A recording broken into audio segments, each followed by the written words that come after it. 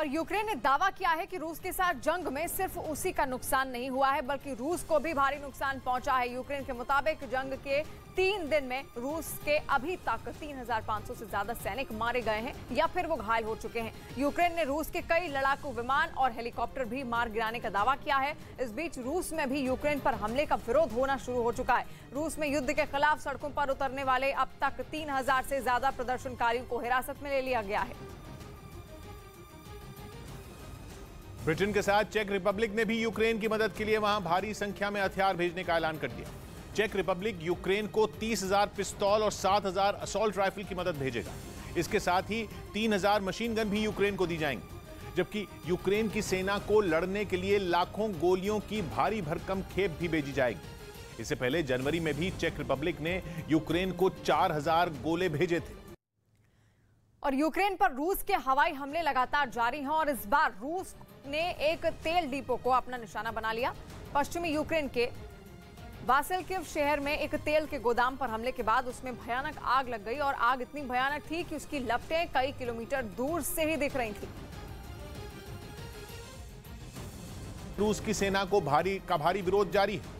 Ukraine के एक नागरिक ने रूसी सेना के टैंकों और बख्तरबंद गाड़ियों को हाथों से रोकने की कोशिश की, जिसका एक वीडियो सोशल मीडिया पर वायरल हो गया। हालांकि यह वीडियो यूक्रेन के किस इलाके का है इसका पता नहीं चल पाया, लेकिन जो वीडियो सामने आया उसमें एक यूक्रेन का नागरिक रूस की सेना के टैंकों और बख्तरबंद गाड़ियों के सामने खड़ा होकर उन्हें रोकने की कोशिश करता दिखाई दिया। वीडियो में पहले यूक्रेन के अंदर रूसी टैंकों और बख्तरबंद गाड़ियों का काफिला दाखिल होता नजर आया, लेकिन इससे पहले कि पूरा काफिला यूक्रेन में दाखिल होता, अचानक एक आदमी सड़क पर खड़ा हो गया और अपने दोनों हाथों से काफिले को रोकने की कोशिश करने लगा। अचानक उसके सामने आने की वजह से काफिले की रफ्तार थोड़ी देर के लिए धीमी हो गई, लेकिन बाद में सारे टैंक और दूसरी गाड़ियां उस आदमी के बगल से निकल गए। इस तरह की एक और तस्वीर यूक्रेन के एक दूसरे इलाके से सामने आई। उसमें रूसी टैंकों और ट्रकों का एक बड़ा काफिला क्राइमिया की तरफ से यूक्रेन के खेरसोन शहर में दाखिल होता दिखाई दिया।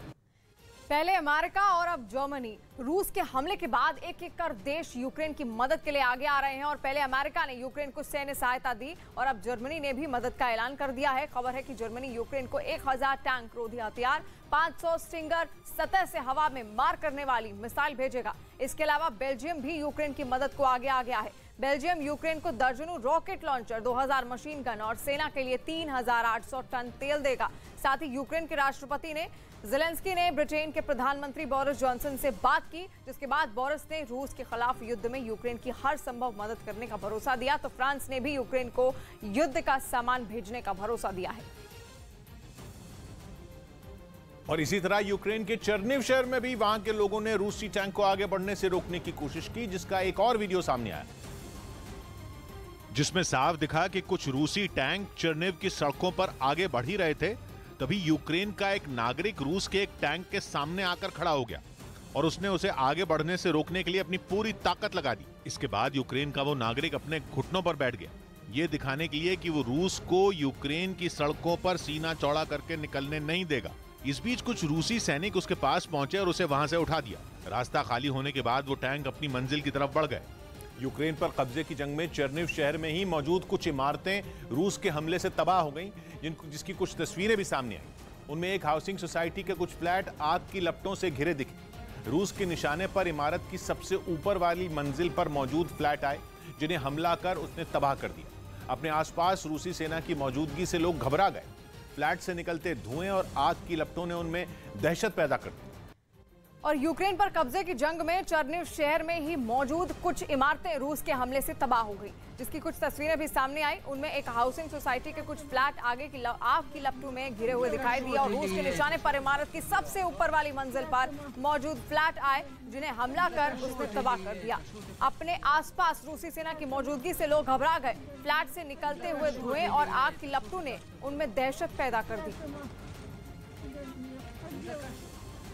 और यूक्रेन युद्ध के बीच ही पड़ोसी देश बेलारूस में बवाल मच गया है। वहां की नेता स्वेतलाना ने यह दावा किया है कि बेलारूस के लोग इस युद्ध का हिस्सा नहीं बनना चाहते, बल्कि उनको जबरदस्ती मौजूदा सरकार ने जंग में धकेल दिया है। बेलारूस की ये नेता अभी लिथुआनिया में रह रही हैं। असल में बेलारूस के राष्ट्रपति अलेक्जेंडर लुकाशेंको अभी इस युद्ध में रूस का साथ दे रहे हैं, लेकिन लिथुआनिया इसी फैसले के खिलाफ है। मतलब यूक्रेन और रूस में छिड़ी जंग पर अब बेलारूस में विद्रोह जैसी स्थिति हो गई है।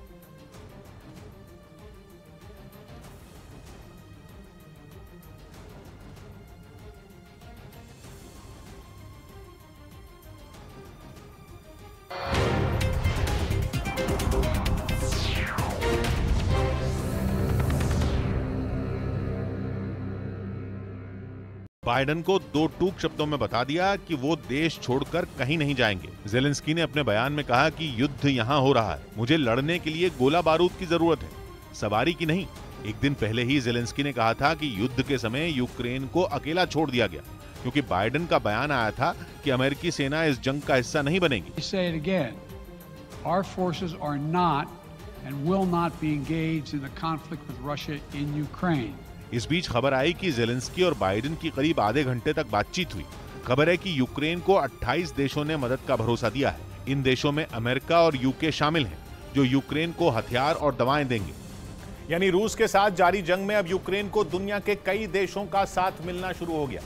अमेरिका और ब्रिटेन समेत 2 दर्जन से ज्यादा देशों ने हथियारों के साथ दूसरी कई मदद देने का वादा किया, जिनमें हॉलैंड भी शामिल है।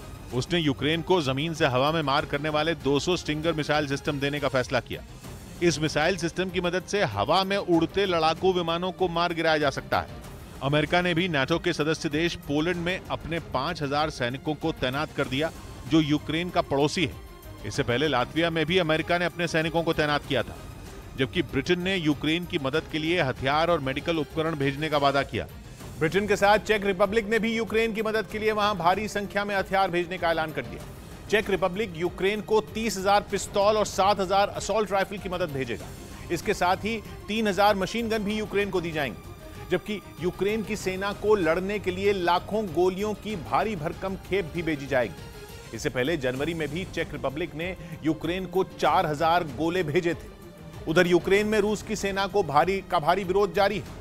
यूक्रेन के एक नागरिक ने रूसी सेना के टैंकों और बख्तरबंद गाड़ियों को हाथों से रोकने की कोशिश की, जिसका एक वीडियो सोशल मीडिया पर वायरल हो गया। हालांकि यह वीडियो यूक्रेन के किस इलाके का है, इसका पता नहीं चल पाया, लेकिन जो वीडियो सामने आया उसमें एक यूक्रेन का नागरिक रूस की सेना के टैंकों और बख्तरबंद गाड़ियों के सामने खड़ा होकर उन्हें रोकने की कोशिश करता दिखाई दिया। वीडियो में पहले यूक्रेन के अंदर रूसी टैंकों और बख्तरबंद गाड़ियों का काफिला दाखिल होता नजर आया, लेकिन इससे पहले कि पूरा काफिला यूक्रेन में दाखिल होता, अचानक एक आदमी सड़क पर खड़ा हो गया और अपने दोनों हाथों से काफिले को रोकने की कोशिश करने लगा। अचानक उसके सामने आने की वजह से काफिले की रफ्तार थोड़ी देर के लिए धीमी हो गई, लेकिन बाद में सारे टैंक और दूसरी गाड़ियां उस आदमी के बगल से निकल गए। इस तरह की एक और तस्वीर यूक्रेन के एक दूसरे इलाके से सामने आई।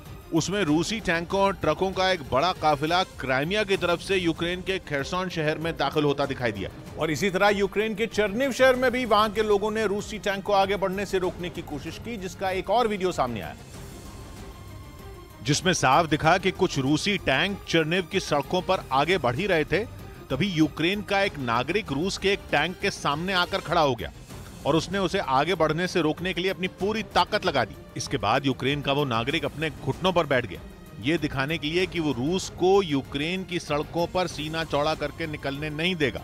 इस बीच कुछ रूसी सैनिक उसके पास पहुंचे और उसे वहां से उठा दिया। रास्ता खाली होने के बाद वो टैंक अपनी मंजिल की तरफ बढ़ गए।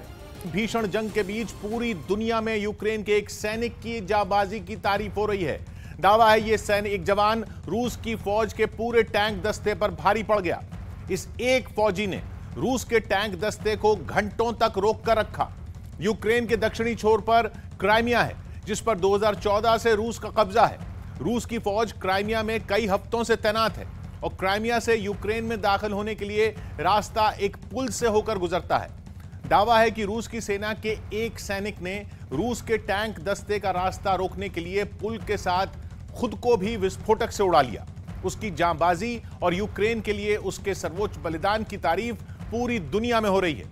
रूस की फौज उस रास्ते से यूक्रेन के दक्षिणी हिस्से में दाखिल होने वाली थी।